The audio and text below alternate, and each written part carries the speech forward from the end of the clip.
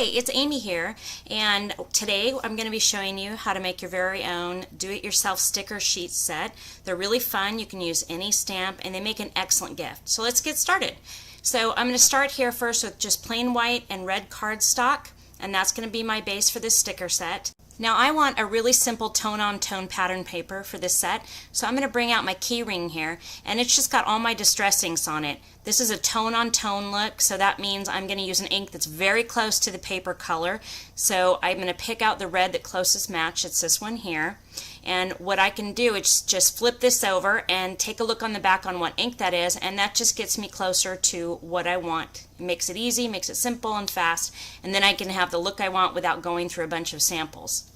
So I'm going to use my Misty tool here. I'm going to show you how I use mine. Everybody uses theirs differently. There's no right way, wrong way. Please do whatever you're comfortable with.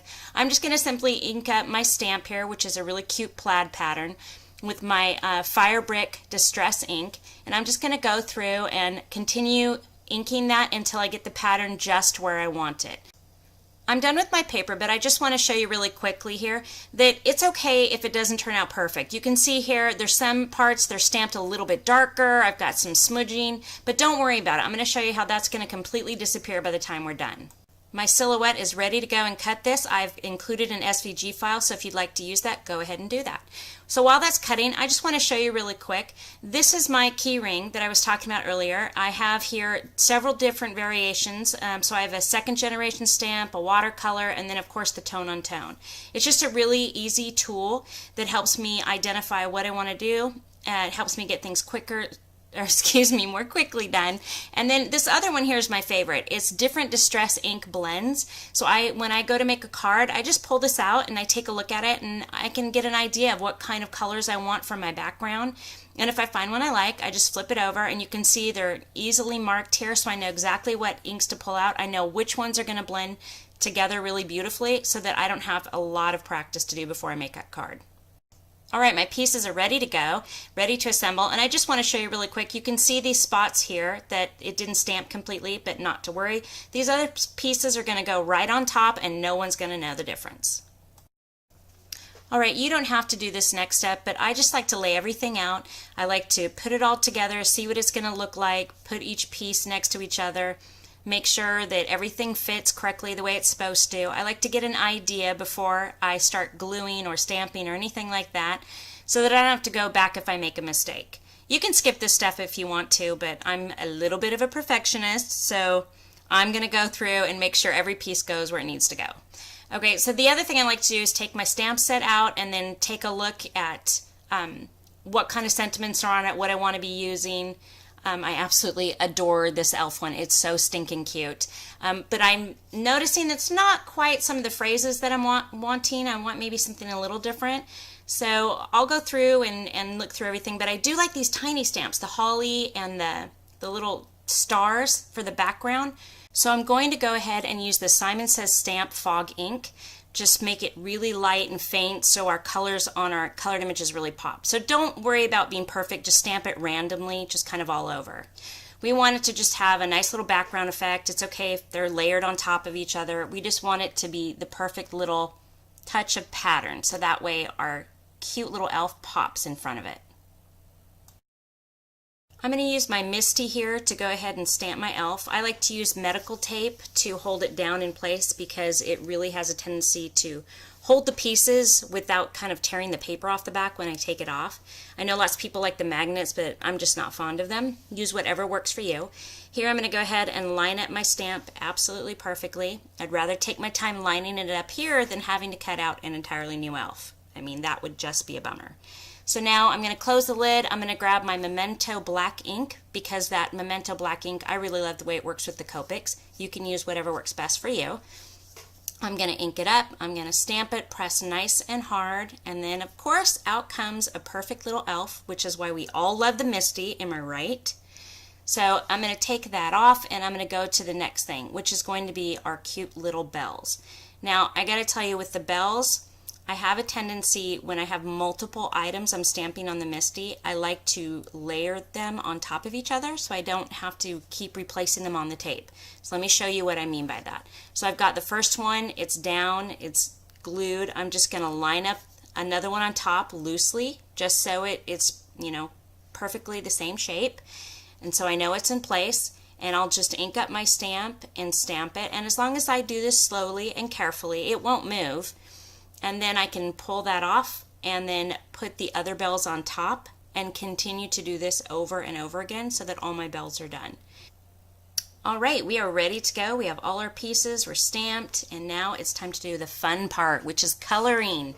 We all love coloring, right? That's why we do what we do. So before I start, I like to do a little scratch piece of paper of the colors I want to use, and I like those bright, festive, kind of neon Christmas colors.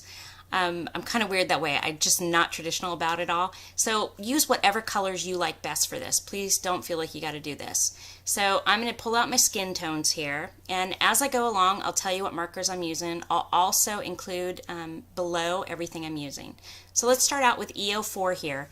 We're going to go in, and the first thing I'm going to do, I like to work dark to light, and I like to add my shadows first.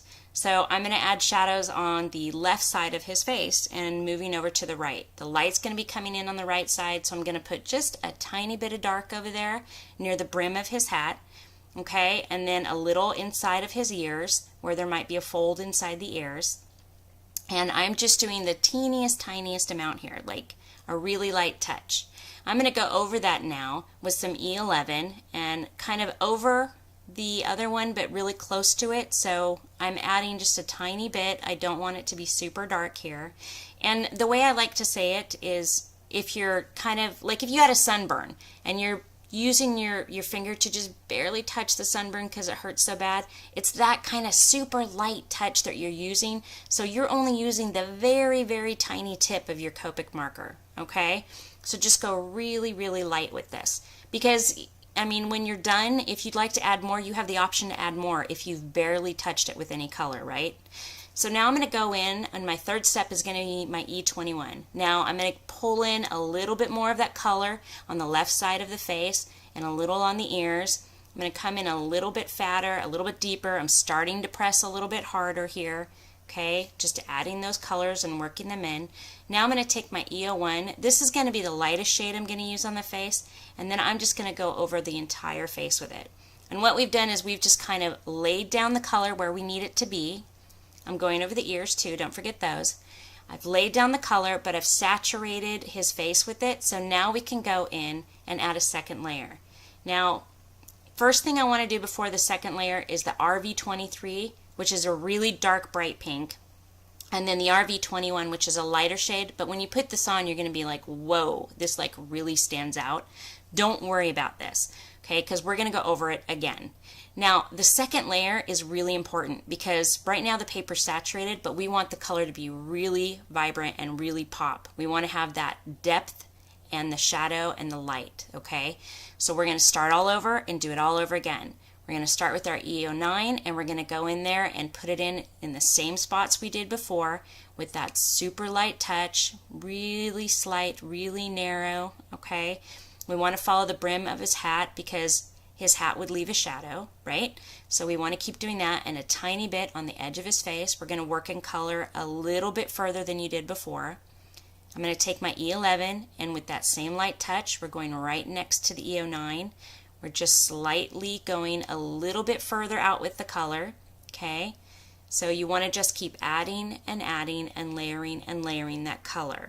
And I know for some people the second layer feels like it's time consuming, but believe me, it's worth it. You're going to want to do it.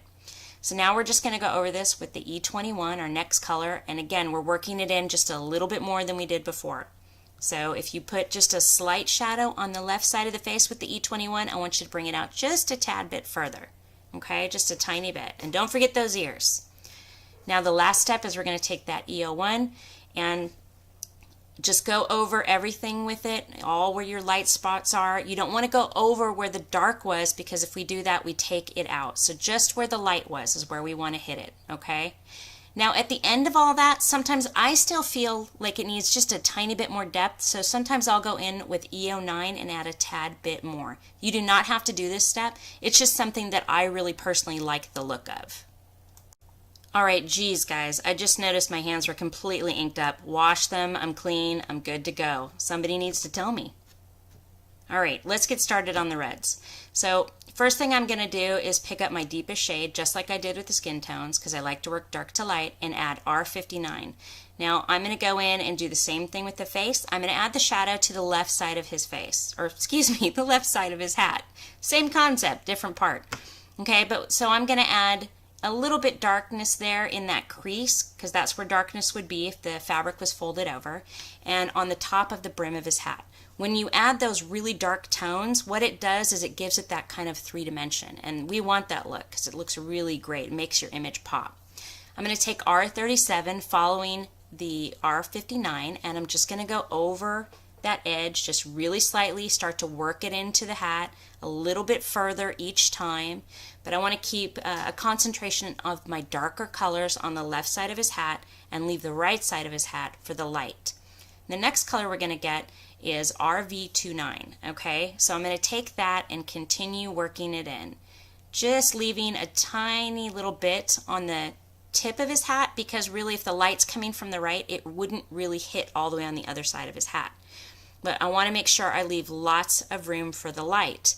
And the reason is because sometimes when you're adding that light, you want to give yourself a little bit of room to work.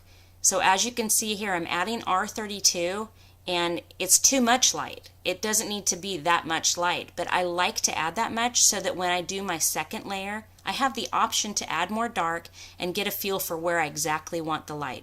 I've given myself a little room to play. I'm going to do my second layer, and then it'll all blend together beautifully. Alright, so I'm going to start on his jacket here using YG06 and YG23 and also BG13. It's kind of an odd color combination, but I really love it.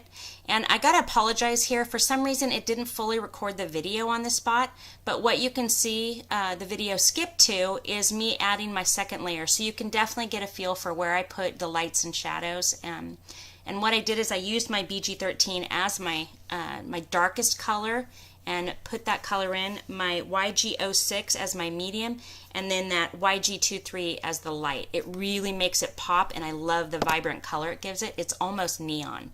It's really pretty. So please give it a try. Okay, so you can see here, this is the same process I followed on the feet as I did on the jacket. So I put in my BG13 as my shadow, and then I go in with my YG06, and not only do I go over the BG color, but I add a little bit of that YG6 on its own, leaving a very small spot for the highlight. And the highlight, what we're going to use is that YG23, okay? And just putting that in the little tiny bit of highlight. You can see there on the jacket that the jacket has that really bright pop of green, and that comes from that really strong contrast in color that I love so much. So feel free to use whatever greens you want to use. I just really love this combination. I kind of like the neon pop of that really bright green and the contrast of the darker blue-green. All right, we're going to work on the brim of his hat. I'm going to add a little bit of shadow to it with C2. Again, working from the left side, adding a little bit of shadow, and then just going right across the base of the brim of his hat to add just a tiny bit. Now I don't want to add too much because this is supposed to be white. We just want to have a little bit of contrast. So I'm going to go over that where some, oh, excuse me, I'm getting tongue-tied. I'm getting all caught up here because I picked up the wrong pen. So, okay, the pen we're using is BOO. That is the pen. And we're going over that just slightly, over that C2, just to add a little bit more contrast. Now we want to leave that white because that's going to come into play later when we add our stickles, and we'll get to that part. But right now, just add a little bit of that blue on the bottom part of the rim of the hat. All right, he's coming together. He's looking cute. You guys are doing great. Let's keep going. Let's pick up our B05, and we're going to start adding some more depth on the smaller parts. So we're going to do the buttons, and then we're going to add a little drop shadow underneath his jacket onto his shorts. Now remember, when you're working on a really tiny areas like these tiny shorts or the tiny buttons, you do not have a lot of room to blend 3 or 4 colors. So we're going to jump from our darkest color to our lightest color. Okay, that way we can get that contrast in darkness and light without having to use a ton of colors to make it happen. Those colors still blend together beautifully without having to use 3 or 4 colors. And it'll work because the areas are so tiny. So, okay, now let's get started on this present. We're going to use the same color tones for the present. I want to add a little bit more turquoise to this because he's got so much red and green going on. So I'm going to use my B5. Why do I always say B5? B05 on the left side of the present. And then I'm going to add B02 as well to add my medium shade, leaving a small space on the right side of the present for the light. Because remember, our light's coming in from the right side, which means the light's right and the left is dark. So again, you do not have to do going over things twice. I just like the look of it. I like that it saturates the paper the first time, and the second time I can really get the colors to blend and pop. So I'm going to continue that process on the present with the B05, going in with the B02 for my medium shade, and then I'll go back to finish off the light side and the blend with my BG01. Now I just love the way that looks all blended together, but I'm feeling like it needs a bit more pink. That's my next color that I'm going to use. I like the pink in his cheek, so we're going to go with that. So I'm going to start with my RV23, and I'm going to go ahead and add a little bit on my bow, and then I'm going to take out my RV21, and I'm just going to go over right next to that. So there's just a little bit of dark and a little bit of light. It doesn't need to be a big deal. You don't need to stress on making this area perfect because, again, it's just a tiny detail. We just want a little bit of pink in there to go along with our color scheme. Okay, so I think I'm going to go ahead and do the ball in his hat pink too. I just like the idea of adding more pink because I really love that color scheme. You can use whatever you want though. Feel free to be as creative as you want to. This could be traditional Christmas colors, or it could be all blues and purples and silvers. So, I mean, let your imagination go wild. You can use the same concepts that I'm showing you here with different colors. All right, he's coming together. He looks so cute. But you know what? I forgot. We got to take our B00 and color it underneath the brim of his hat. I just completely forgot it. And speaking of forgetting, I totally forgot his hair. Okay, so choose whatever hair color you want. I like brown hair because I'm a brunette. So that's the way I usually color things, but you can use whatever you want. But I chose E17 here just to color little strands of hair to finish him off.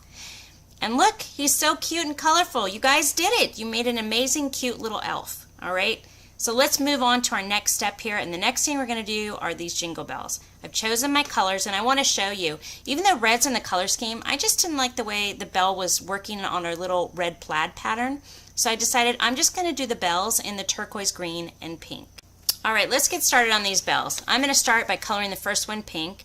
We're going to add in a deeper pink, RV14, and I'm just going to start, again, left side of our image, working towards the right. The left is our dark, the right is our light. I'm going to go across the center and then add some pink at the bottom, and then also in the little holes that are inside the bell. I'm going to come back over with my RV23 and add my medium tone, just lightly blending. Remember, here you want to use that sunburn touch. Remember, like we talked about earlier? Really, really lightly, just with the tip, okay? The RV21 we're going to use to add our lightest tone on the edge, okay? Just kind of saturate it and go back over it a second time like we've been doing, so that way we can really get the colors blended together and so they'll pop. So this time when I go back over with my dark, I'm just going to add a little bit of pink over to that second little hole in the bell. I think it just looks better. And then we'll go back over with our medium and our light. And remember, if you're using that light touch and just the very tip of it, you can really control the color better. Okay, for the green bell, we're going to use our BG13, our YG06, and our YG23 combination. Same as before, but I don't know why, but my camera hates this combination of colors apparently, because it didn't record this part either. So I apologize, but we're going to use the same concept we did on the jacket and the shoes. So just go ahead and go through with your colors. Make sure you go over that the BG13 with the YG06, and then add your YG23. Okay, on to the bluebell. We're using the B05 to add our dark shadows. We're going over the center, we're going over the bottom little holes, everything we did before. And just make sure, again, you're using light touches, okay? And don't get frustrated. Keep going. Remember, if you make a mistake, it's just an embellishment opportunity. See what you can make out of it, okay? So let's go with our medium tone. It's B02. We're going to blend that on, leaving a little space for our light. And then we're going to go ahead and grab our BG00 and go over that for our light shade And again, we're going to go over it a second time so that we get all those colors blended together. We have our 3 little bells done. We've got our color scheme. So what I want you to do is just go through and color the remaining 3 bells. Okay, now we have all of our pieces. We have everything colored, and I'm going to use my zip dry here. You can use whatever adhesive you want. This stuff, once you glue it, it's not coming undone, which is why I love it. It does stink a little though. Now these are some just foam squares that I have. I just want to show you guys how thick they are because you can get them in various thickness, and I'm just using one that's not very thick at all. I think the really thick ones are too much.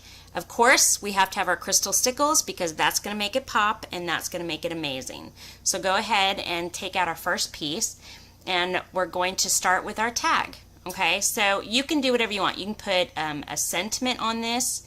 You know, you could put maybe journaling on it, whatever you want to do. But I really like the idea of putting our future little elf on my tag. So I'm going to do my elf. So first thing I'm going to do is I'm just going to glue on my background. And fair warning, this stuff really does smell. So you might want to have a window open. But like I said, when I'm mailing things or giving things away, I want to use an adhesive that's really strong and it's not going anywhere. Okay, it does dry fast and it holds really nicely. So now I'm going to take my elf and I'm going to put my foam tape on the back. I like to use a lot. I want to make sure that he's completely covered on the back because sometimes if you forget like the little tiny areas, he'll warp and he'll bend, and I don't want that. You know, when you give away a gift like this to somebody, you want it to be absolutely perfect. So I'm just going to cut this up in tiny little squares, and I'm just going to add it to the end of his hat and down by his feet to make sure that he's not going to bend in any way, shape, or form, that he's going to be perfect. When you spend this much time on something, you want it to be able to sit right and to look perfect. Okay, so let's just peel off the back, and then we're going to stick him right in the middle, and he's going to be so stinking adorable, you guys. Wait till you see how cute he's going to be, okay? So let's just center him and put him right down in the center. That didn't even make sense. Center in the center. Okay, here is my favorite part. This is what I wait for. This is what I work towards, using my stickles. But here's the deal. We did all this great coloring, and we don't want to ruin it, right? So what I'm going to have you do is add stickles to the white part, to the highlight part that we left. That's where the light is shining, so that's where we're going to have our shine. So add the stickles without completely going over all your shading. You did all that wonderful coloring work, and we do not want to cover that up. So very lightly squeeze it on, and then just use the tip of the stickles to kind of spread it around. So that way it's really nice and thin. We don't want it super thick. Now I'm going to add the teeny tiniest amount to his buttons and a tiny bit to the present, because I don't think you can add sparkle just to one place. You got to have sparkle in a couple different places. Am I right? All right. So I've added it to the present, and now I'm going to do just a tiny bit maybe on his shorts, and then I'm going to finish up by putting a tiny bit on his buttons. Just a little dot. And you're going to see how it just adds so much magic and so much sparkle. It's so adorable. Now the next part here we're going to do, well first actually let's stop for a minute and admire our work because it's amazing. Am I right? He's so sparkly and so cute. He's just perfect. You know what's going to happen. You guys are going to make the sticker set. It's going to be so cute and you're going to love the work that you created. You're not going to want to give it away. Okay, so let's go ahead and do our titles, and all you're going to do is just put some glue on the back, center it, and put it together. You'll notice that I found 2 different sayings. I found Jingle All the Way and Merry Everything, which I thought was super cute, so use whatever sentiments you want. It doesn't have to be from the Elf stamp set. Okay, so to put my bells together, I'm just going to put 1 foam square on the back and just center it. That's all I'm going to do. If you wanted to, you could add ribbon or mount it on another colored cardstock to add a border around it, but I'm just going to keep it really simple. I'm going to do the same concept here with my stickles, where I'm just going to add it in the light side of our coloring because we don't want to really mess up all that shading that we did. So you can see even when you add a tiny bit, it still makes it pop. It still looks really pretty. You don't have to cover the entire image with your stickles. All right, it's time to put our set together. I'm going to take this adorable Southwest stamp set by Art Impressions, and it's perfect packaging for what I need. So I store my stamps in a different way. I store them in the Jennifer McGuire kind of envelope way. So it's cool for me to use the package. It works perfectly. You can find another package if you want.